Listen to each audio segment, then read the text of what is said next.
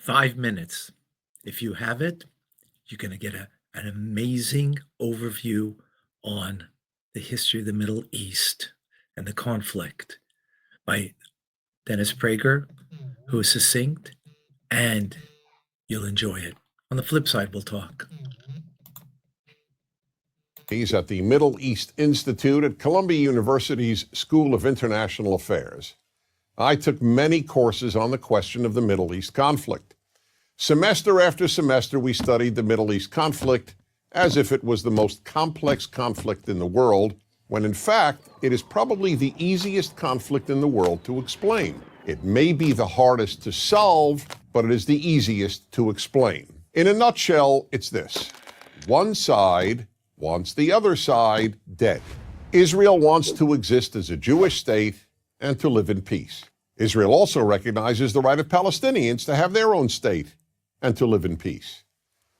The problem, however, is that most Palestinians and many other Muslims and Arabs do not recognize the right of the Jewish state of Israel to exist. This has been true since 1947, when the United Nations voted to divide the land called Palestine into a Jewish state and an Arab state. The Jews accepted the United Nations partition, but no Arab or any other Muslim country accepted it. When British rule ended on May 15, 1948, the armies of all the neighboring Arab states, Lebanon, Syria, Iraq, Transjordan, and Egypt, attacked the one-day-old state of Israel in order to destroy it. But to the world's surprise, the little Jewish state survived. Then it happened again. In 1967, the dictator of Egypt, Gamal Abdel Nasser, announced his plan, in his words, to destroy Israel. He placed Egyptian troops on Israel's border, and armies of surrounding Arab countries were also mobilized to attack. However, Israel preemptively attacked Egypt and Syria. Israel did not attack Jordan and begged Jordan's king not to join the war. But he did.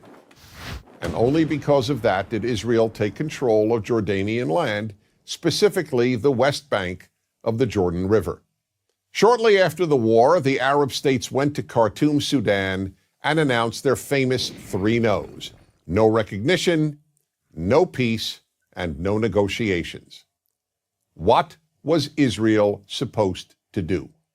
Well, one thing Israel did a little more than a decade later in 1978 was to give the entire Sinai Peninsula, an area of land bigger than Israel itself and with oil, back to Egypt, because Egypt, under new leadership, signed a peace agreement with Israel. So Israel gave land for the promise of peace with Egypt, and it has always been willing to do the same thing with the Palestinians. All the Palestinians have ever had to do is recognize Israel as a Jewish state and promise to live in peace with it. But when Israel has proposed trading land for peace, as it did in 2000, when it agreed to give the Palestinians a sovereign state in more than 95% of the West Bank and all of Gaza, the Palestinian leadership rejected the offer and instead responded by sending waves of suicide terrorists into Israel. Meanwhile, Palestinian radio, television, and school curricula remain filled with glorification of terrorists, demonization of Jews, and the daily repeated message that Israel should cease to exist. So it's not hard to explain the Middle East dispute. One side wants the other dead. The motto of Hamas, the Palestinian rulers of Gaza, is, "We love death as much as the Jews love life." There are 22 Arab states in the world, stretching from the Atlantic Ocean to the Indian Ocean. There is one Jewish state in the world, and it is about the size of New Jersey. In fact, tiny El Salvador is larger than Israel. Finally, think about these two questions. If tomorrow Israel laid down its arms and announced, "We will fight no more," what would happen? And if the Arab countries around Israel laid down their arms and announced, "We will fight no more," what would happen? In the first case, there would be an immediate destruction of the state of Israel and mass murder of its Jewish population. In the second case, there would be peace the next day. As I said at the outset, it is a simple problem to describe. One side wants the other dead. And if it didn't, there would be peace. Please remember this. There has never been a state in the geographic area known as Palestine that was not Jewish. Israel is the third Jewish state to exist in that area. There was never an Arab state, never a Palestinian state, never a Muslim or any other state. That's the issue. Why can't the one Jewish state the size of El Salvador be allowed to exist? That is the Middle East problem. Very succinct and very clear. One thing that I would take issue with the Israeli leadership is when you understand that they want you dead and you make or propose peace agreements with those who want to annihilate you, you can't do that.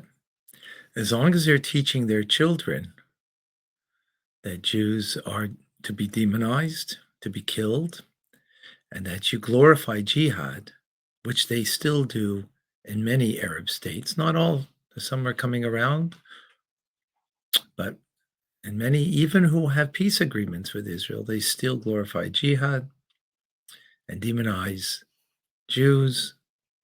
That's not a plausible peace. That's just taking piece by piece Israel, and that's what they're trying to do, little by little, to chip away. And we need to show strength, especially now with what's going on in Israel. We need greater strength than ever before, because that's the only thing that they understand is strength, power, and